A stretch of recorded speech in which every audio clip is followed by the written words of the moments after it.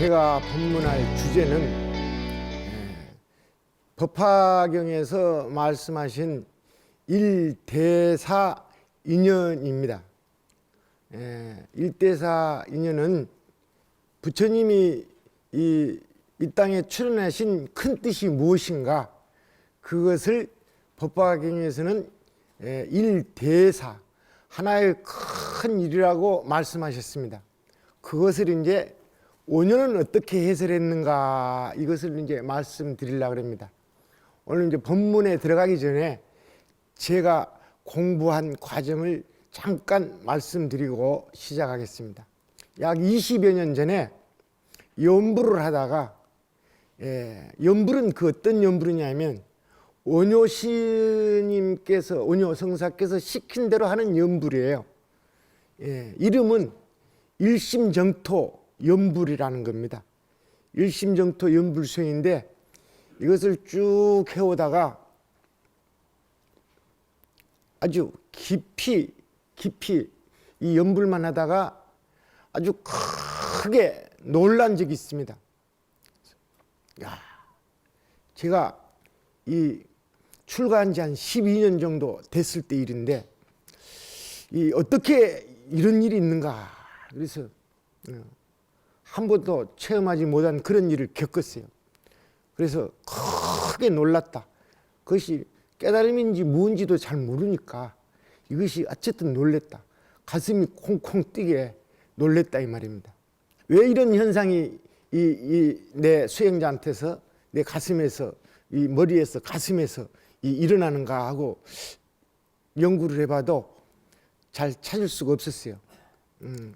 그러면서 한번 그런 일을 이제 겪고 한 2, 3일 정도를 겪고, 그러면 이게 큰 어떤 이 의식의 변화인 것 같은데, 이 정도면 내가 혹시 크게 깨달은 거 아닌가, 혼자서 그렇게 생각하면서 또 이제 원효 공부와 연부를 해 나가는데, 이게 자꾸 이 장애가 생기는 거예요. 내 안으로, 내 개인적으로 장애가 생기고 밖에도 장애가 생겨요. 그래서 제가 생각할 때 말입니다, 이 정도 놀랄 정도로 이게 큰 하여튼 삼매인지 깨달음인데, 이 정도 되면은 이거 뭐가 좀 잘 풀리고 해야 되는데 이게 자꾸 장애가 생기는 거예요. 이상해. 그래서 이제 가만히 곰곰이 생각하니까 말입니다, 제가 이 놀란 거는 이치적으로 아주 부처님 말씀이나 이 원효성사의 말씀에 어긋남이 없어요. 제가 겪은 삼매도 별로 어긋남이 없는 거예요. 그렇다 그러면 내가 장애가 없어야 되는데 왜 자꾸 장애가 생기냐, 이 말이야. 여러분들도 수행한다 하면서 기도 많이 하고 그러면 자꾸 장애 생기죠. 뭔가 소원 성취를 하는데 장애가 더 많이 생기고, 저도 마찬가지였습니다. 가만히 제가 안으로 살펴보니까 제가 이치는 분명하게 깨달은 것 같은데, 이게 업이 지금까지 지어온 업이 있죠. 이 업이 소멸이 안 된 거예요. 습관 있죠. 습관. 이게 관성의 법칙처럼 따라가는 거예요. 무슨 말인지 알겠죠? 관성의 법칙. 여러분들이 안 좋은 습관들 있죠? 안 좋은 습관 여러 가지가 있습니다. 예를 안 들어도 크게 놀라고 삼매를 얻으면 이게 그게 말끔히 지워지는 줄 알았는데, 다른 분들은 다 큰 스님들 말 들으면 지워진다 그러는데 나는 안 지워지는 거예요. 그래서 고민을 많이 하다가, 내가 이치는 분명히 알았으니까 그러면 내가 지금까지 지은 업 있죠? 이것을 좀 닦아야 되겠다. 그리고 또 갚아야 되겠다. 내가 빚진 것 많이 있죠? 빚진 거. 빌려 쓴 것도 있고, 빚진 것 많고, 내 입은 것도 있고. 가능하면 그러면 이제 여러분들한테 은혜를 받은 거, 시주 받은 거는 빚일까요? 아닐까요? 빚일까요? 아닐까요?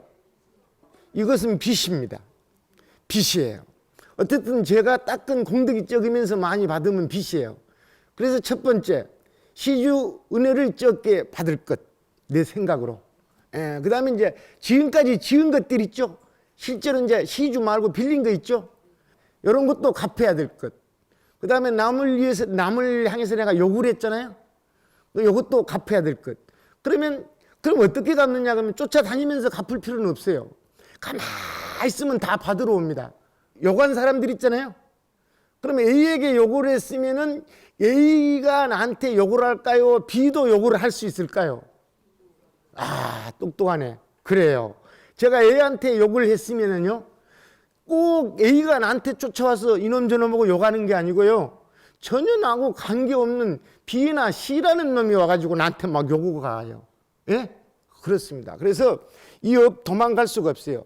오름골이 아주 깊은 데 있는데 계속 일하고 연불만 하고 있었더니 어느 날부터 온효의 저술이 쉽게 눈에 귀에 다 들어오는 거야. 묘한 일이 생기는 거야. 야, 이게 뭐냐? 그렇지. 저는 그런 생각을 가지고 있습니다. 이치로 아무리 깨달아도 업이 소멸되지 않으면 깨달음의 경계도 보이지 않을 뿐 아니라 복도 받을 수가 없어. 그러니까 제가 생각하는 이 불자들은 대개 전혀 복 받지를 못해. 이게. 그래서 이치를 알면 이 업을 갚아야 돼. 아시겠습니까? 아, 그래요. 그래서 이제 거기서 이제 한 10년 이걸 조금 거창한 얘기를 하면은 보림이라 그래. 보림. 내가 조금 알았다 해가지고 떠들어대는 게 아니고 가만히 자기 업을 닦는 거야. 이걸 보림이라 쉰다 그래. 10년 정도 쉬니까 쫙 온유 저술도 보이고 이치도 보이고 다 보이는 거야. 6년 전에 이제 서울에 이쯤 되면은 아주 조심스럽게 이쯤 되면 내가 경험한 것, 내가 알고 있는 것을 세상에 좀 전해도 될까? 그래서 이제 6년 전에 서울에 당당히 쫙 오른꽃 촌놈이 서울 종로 바닥에다가 종로 일중심지에다가 이 오피스텔을 열어가지고 이 온요 강의를 시작한 거예요. 그래서 이제 정말로 이 담비 같은 가뭄에 담비 같은 분들이 모여가지고 지금은 이제 부산에도 또 온요만 합니다.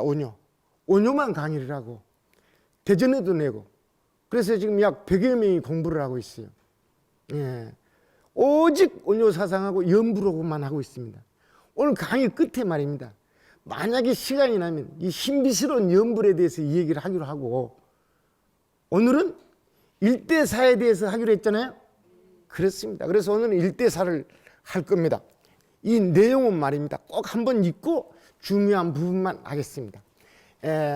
제가 이 서가모니 부처님에 대해서 전기를 쓴 것인데 이게 35년 만에 완성한 서가모니의 전기입니다.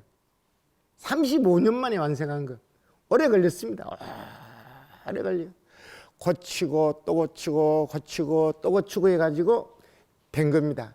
이게 약 950자 정도 됩니다. 950자. 그래서 쉽다고 생각하지 말고 자, 이거는 말입니다. 이 불교를 모든 불교, 소승불교부터 대승불교까지 자, 조사의로까지 완전하게 풀어내는 여기에 열쇠가 담겨 있습니다.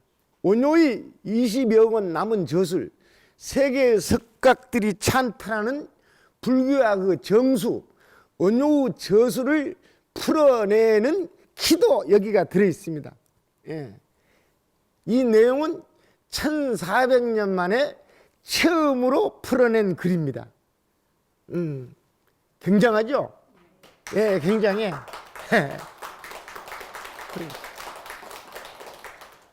처음에는 쉬운 것 같아도 수없이 읽어야 됩니다. 수없이. 그러니까 뭐냐면 창세기는 성경에 창세기 32장까지 돼 있어요.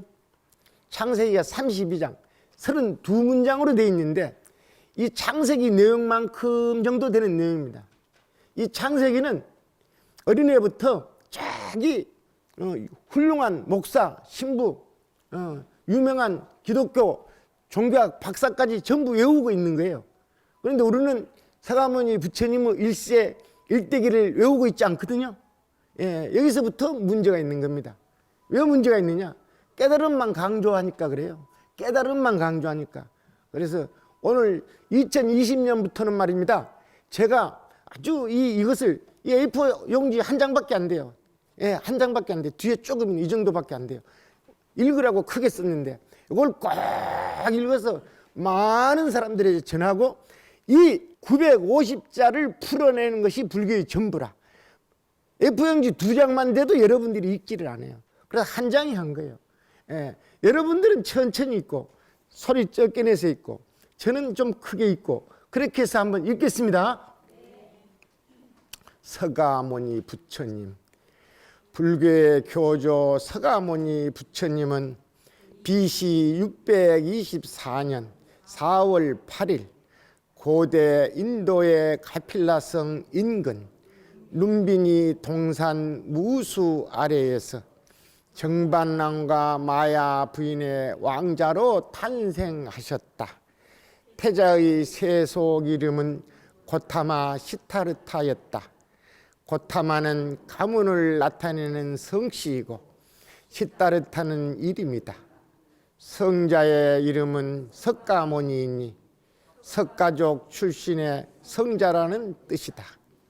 29세 되던 해 2월 8일 세계와 인간의 존재 법칙, 생로병사와 현실의 괴로움을 해결하고 안락을 얻는 도를 깨닫기 위해 발심하고 출가하시어 6년 동안의 수행 생활을 하셨다. 35세 되던 해 12월 8일 마갈타국 부다가야성 보리수 아래서 선정 중에 새벽별을 보는 순간 문득 연계의 법을 깨닫고 무상보리를 증득하셨다. 부처님은 깨달음의 기쁨을 사유하시고 또 근기가 낮은 중생들을 어떻게 제도할까를 사유하실 때 하늘의 신들이 전법하실 것을 간청하였다. 부처님은 무상보리를 방편의 지혜로 중생을 교화하려는 사유를 마치고 세상에 나오셨다. 곧바로 바라나시 녹야원에 나아가 교진여 등 5 비구에게 사제법과 12연기법을 설하셨으니 비로소 삼보가 성립되었으며 이것이 초전 법륜이다. BC 544년 2월 15일 45년간의 중생교화를 마치고 구시나가라 사라쌍수 아래에서 80세를 일기로 열반에 드셨다. 대승의 경론에 의하면 부처님의 일대 시교는 이와 같다. 무상보리를 증득하시고 27일 동안 삼매 중에 깨달음의 기쁨을 사유하셨으며 7일 동안 근기에 따라서 베푸실 방편의 교법을 사유하셨다. 이 37일 동안의 사유를 서술한 것이 하엄경이다. 초전법륜 이후 아함경, 방등경, 반야경, 해신밀경 등을 설하시고 성도하신 지 40년이 지난 뒤에 법화경을 설하시고 열반에 드시기 직전 하루 주야로 열반경을 설하셨다.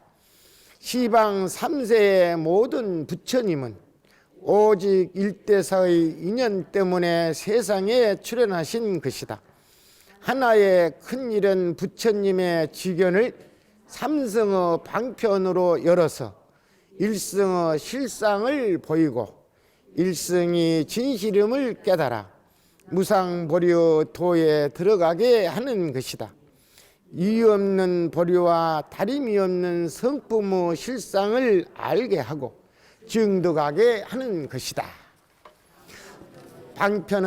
방편을 연 것은 근기에 따라 얻게 하고 무상보류도에 들어가게 하면 다 함께 안락을 얻게 하는 것이다. 청정은 번뇌가 없는 것이며 안락은 마음이 편안하고 경계가 즐거운 것이다. 불교는 연기의 세계관을 근본으로 증득하신 부처님의 지혜를 믿고 이해하여 안심을 얻고 발심하여 수행문에 나아가 정정치에 올라서 위로 보리를 구하고 아래로 중생을 교하며 일심의 근원에 돌아가 동체 대비를 구현하여 지혜의 완성과 안락한 삶을 성취하는 종교다. 앞에는 쉬운 줄 알았는데 뒤에 가니까 자꾸 어렵죠. 예, 이게 부처님의 일대 교설을 앞에 탄생에서부터 열반하실 때까지는 통설, 대승불교 어디서나 이렇게 말하지 특별하게 다르게 말하지 않는다. 통설에 의해서 한 것이고 또 뒤에 법화경에 의해서 한 것이고 그렇습니다. 뒤에 이거는 이 불교 있죠. 불교를 경전에 의하고 원효의 사상에 의해서 가장 고급스럽게 표현한 거라고 생각합니다. 저 아래에 보면은 자 부처님이 이렇게 이제 탄생하셔서 6년 동안 수행 생활을 하시고 도를 깨달아 가지고 8만 대장경을 설하셨잖아요. 그 목적이 뭐냐면 끝에. 그래서 이제 부처님이 40년 동안 성도하시고 40년 동안 설법을 하시고 법화경에서 40년 후에 성도하신 지 40년 후에 법화경을 설하십니다. 그러면서 무슨 말씀을 하시냐 그러면 내가 40년 동안 여러분에게 말씀하신 것은 백성들에게 중생들에게 말씀한 것은 이런 것이라고 결정타를 놓게 됩니다. 여기에 이게 뭐냐면 내가 여러분에게 40년 동안 얘기한 것은 부처님의 직연을 계시오입한 것이라고 이 얘기를 해요. 들어보셨죠? 자, 이게 그런데 이 말이 쉽지를 않아요. 아주 어려운 말이에요. 그럼 왜 이 말을 부처님이 이 말씀을 40년 후에 하셨냐 하면은 처음부터 이런 얘기를 해버리면 너무 높고 귀하고 큰 깨달음에 대해서 이 얘기를 해버리면 여러분이 따라듣질 않아요. 따라오질 않아요. 아시겠어요? 아, 그렇다고. 너무 어렵다. 부처님 말씀 너무 어렵다. 그냥 천상세계 태어나면 되고 그렇지 뭘 깨달으면 깨달음이냐 그러고 하질 않는다고. 그래서 쭉 40년 설법을 하시고 마지막에 법화경을 설하시고 그 법화경에 이런 말씀을 하셨다니까. 이게 다른 경전은 전혀 나오지 않는 법화경에만 나오는 부처님의 대선언입니다. 모든 부처님은 오직 일대사 인연의 인연 때문에 세상에 출현하신 것이다. 이렇게 돼 있죠. 이 말씀이에요. 이 말씀인데 원효가 이 앞에다가 5자를 더 붙여요. 시방 삼세의 이것은 법화경에는 모든 부처님이라고 나오는데 원효는 시방 삼세라고 더 붙여가지고 모든 부처님이라 그러면 혹시 또 더 구체적으로 이해를 못할지 모르니까 내가 더 자세히 얘기해 줘야 되겠다 그래가지고 시방 삼세라고 붙여줍니다. 그래서 이 원효의 뜻대로 읽으면 이렇게 돼요. 시방 삼세의 모든 부처님은 오직 일대사의 인연 때문에 세상에 출현하신 것이다. 이렇게 일대사는 너무 중요한 얘기니까 한문으로 썼지만은 그 아래 하나의 큰일이라. 하나의 큰일. 자, 부처님이 세상에 출현하신 일은 오직 하나의 큰일이라. 여러분을 복을 주려고 태어났는가? 여러분을 소원을 성취하게 태어났는가? 깨달음을 얻게 하려고 태어났는가? 목적을 분명히 해야 되겠죠? 자, 그러니 이거 알아야 된다니까. 자, 다음에 하나의 큰 일은 부처님의 직연을 삼승의 방편으로 열어서 일승의 실상을 보이고 일승이 진실임을 깨달아 무상 보리의 도에 들어가게 하는 것이니 이렇게 돼 있죠. 자, 아주 중요한 걸 얘기하고 이제 간단하게 끝냅니다. 제가 본문을 보세요. 법화경에는 뭐라고 말씀이 되시냐면은 하나의 큰 일은 부처님의 직연을 열어서 보이고 깨달아 들어가게 하는 것이며 이렇게밖에 안 나왔거든요. 아시겠어요? 우리나라의 법화경을 읽는 법화행자가 100만 명입니다. 여기도 많이 계실 텐데 법화경이 그렇게 나와 있죠. 여러분 법화경 행자 얼마 없는 거야 한국에. 내가 다 알아. 자, 부처님의 직연을 열어서 보이고 깨달아 들어가게 하는 것이라고 나왔거든요. 그러니까 무엇을 열어서 무엇을 보이고 무엇을 깨달아 어디에 들어가게 이것을 채워줘야 되잖아. 그렇죠? 아시겠어요? 이 공간에 있죠. 이 공간에 완벽하게 이 세상 사람들이 놀라게 그를 채워주신 분이 원효라. 원효인데 그것을 정확하게 채워주지 않고 법화경 종요의 이곳 저곳에다가 설명을 해놨어요. 그래서 그것을 정밀하게 끌어와서 여기다가 채워야 돼. 줄친 부분이 있죠? 그것은 제가 채워놓은 거라. 아시겠어요? 공부하시는 분들은 이 채워놓은 걸 가지고 오늘 저녁에 가서 통곡을 하고 울고 이제 알았구나 하면서 춤을 추고 그러는 사람들이 있어야 돼. 아시겠어요? 자, 이 앞에 부처님의 직연을 이렇게 했죠. 부처님의 직연. 이 부처님의 직연을 또 알아야 돼. 부처님의 지혜를 세계적인 사전, 불교 사전, 인터넷의 모든 사전 다 찾아봐라. 여기는 직연을 뭐라고 해놨냐면 직연을 한문으로 써놨죠. 앞에는 무슨 지자입니까? 크게 하세요. 그래야지 BBS 우리 불자님들이 이 대답을 크게 해야지 전국에서 희망을 갖지. 견자는 무슨 견자입니까? 그러면 무엇을 알고 본다는 거예요? 알지자, 볼견자라, 직연. 부처님이 성도를 하셔가지고 알고 본 것을 지금 보여준다 이 말인데 아시겠어요? 그 말이야. 여러분 앞으로 다시 올해부터 2월달 올해 이 방송 끝나고 다시 공부하세요. 그렇게 공부해가지고는 안 돼. 자, 이거는 실상을 하는 거라. 실상을 알고. 자, 두 번째, 이 견자는 볼견자가 아니야. 이거는 터득할 견자라. 자, 실상은 볼 수가 있습니까? 없습니까? 실상은 무상이라. 따라서 하세요. 실상은 무상이라. 실상은 무상이니까 볼 게 아니지. 실상은, 자, 직언은 뭐냐면 실상을 알고 증득한 것이라. 그 실상을 알고 증득한 것을 실상을 알고 증득하는 것이 불교의 최종의 목적이라 이 말이라. 이 말을 처음에 했으면은 처음에는 복 닦고 소원 성취하고 이런 법을 가르쳐 주는 거라. 그래야지 전부 끌려오지. 그렇죠? 그래서 이걸 마지막에 얘기한 겁니다. 그 다음에 자 뒤에 또 보겠습니다. 그래서 이제 자 채워가지고 한번 읽어보겠습니다. 채워가지고 다시 소리내서 크게 읽겠습니다. 하나의 시작. 하나의 큰 일은 부처님의 직연을 삼승의 방편으로 열어서 일승의 실상을 보이고 일승의 진실임을 깨달아 일승이 진실임을 깨달아 무상 보리의 도에 들어가게 하는 것이니 그만.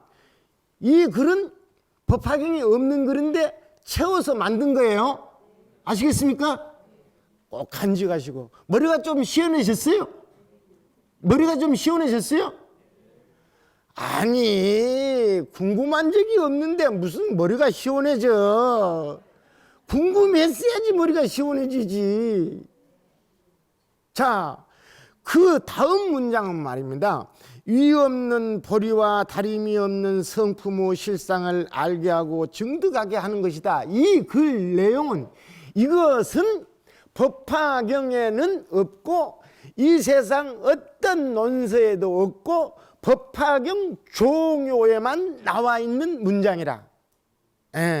그런데 법화경 종요에도 이 내용이 다 나와 있지 않고 어떻게 나와 있냐 그러면은, 자, 지금 우리가 복을 짓고 부처님의 지혜를 알고 참선을 하고 염불을 하고 이런 것들은 말입니다.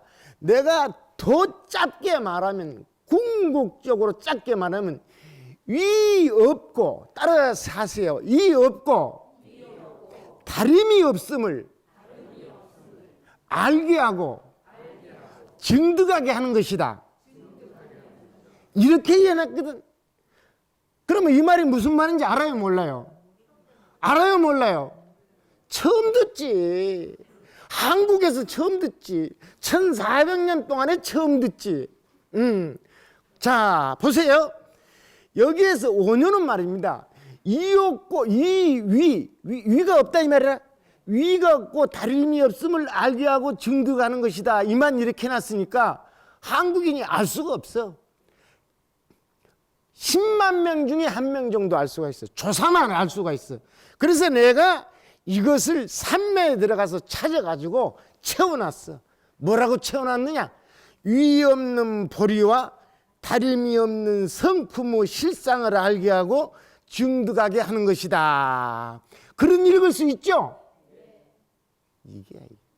자, 위가 없는 거는, 이 세상에 위가 없는 거는 여러 가지가 있겠지만 불교적으로 딱 한 가지가 있어. 위가 없는 거. 위가 없는 거는 뭐냐면 뭔지 아세요? 부처님의 지혜라. 아시겠어요? 이 세상에 부처님과 다름이 없이 똑같은 거 하나 있다. 부처님과 다름이 없이 똑같은 거 하나 있다. 중생들아, 부처님과 다름이 없이 똑같은 거 하나 있다. 너한테 있다, 너한테 있다. 이것이 뭐예요? 이것이 뭐예요? 이것이 뭐예요? 자, 불성이고 성품이고 그래요. 아시겠어요? 자, 불교에서는 위가 없는 것과 다름이 없는 것을 실상이라 그래. 자, 실상이라 그래. 위가 없는 것과 다름이 없는 걸 실상이라 그래. 예. 그러면 지혜의 실상과 성품의 실상은 같을까 틀릴까? 수학을 잘해야 돼. 수학. 지혜의 실상과 성품의 실상은 같을까 틀릴까? 그렇지. 이걸로 맞춰야 돼. 이 정도만 해야 돼. 집에 가서 한 100번 정도 있고 또 다음에 훨씬 밝아진 얼굴로 만납시다. 감사합니다.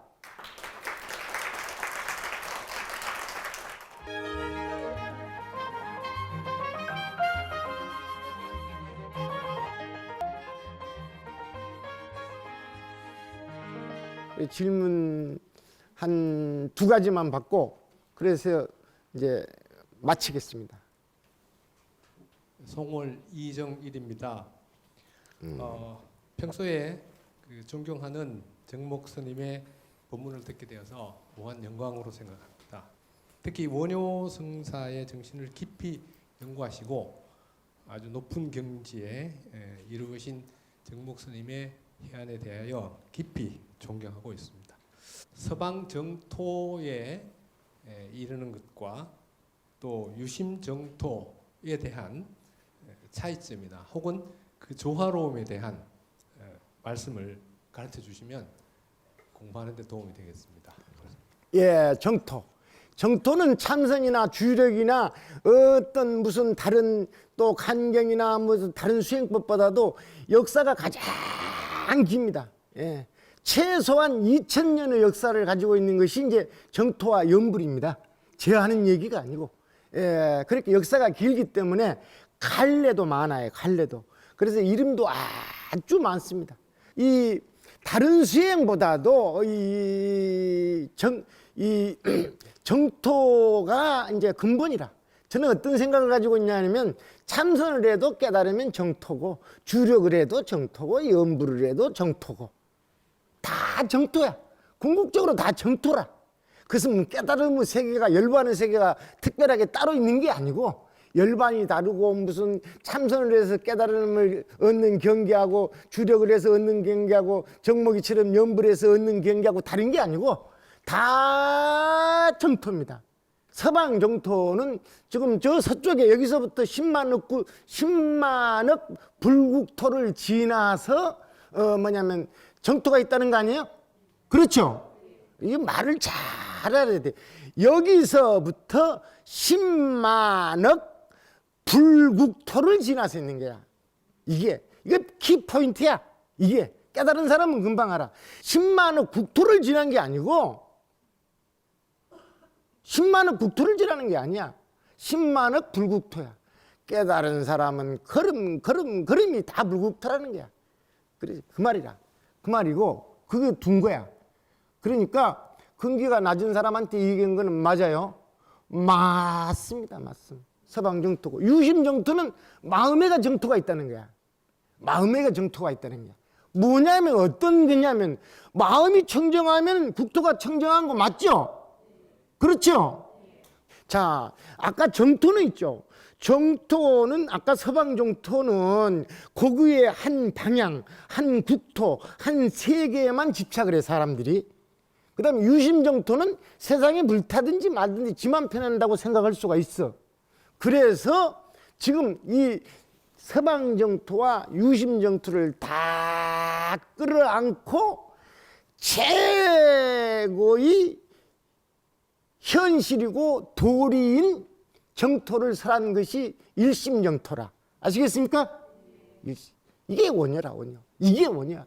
그러니까 정토가 궁극이라, 궁극. 그러니까 함부로 정토는 낮은 근기다, 염불을 해가지고 이렇게 내가 한소식에서 염불을 해가지고 이 정도로 알아버리니까 염불은 낮은 근기다 이런 소리 하면 큰일 나요. 따라서 하지 마세요. 따라서 하면 벌 받아요. 벌 받아. 그래요. 다른 분도 한 분 있으면.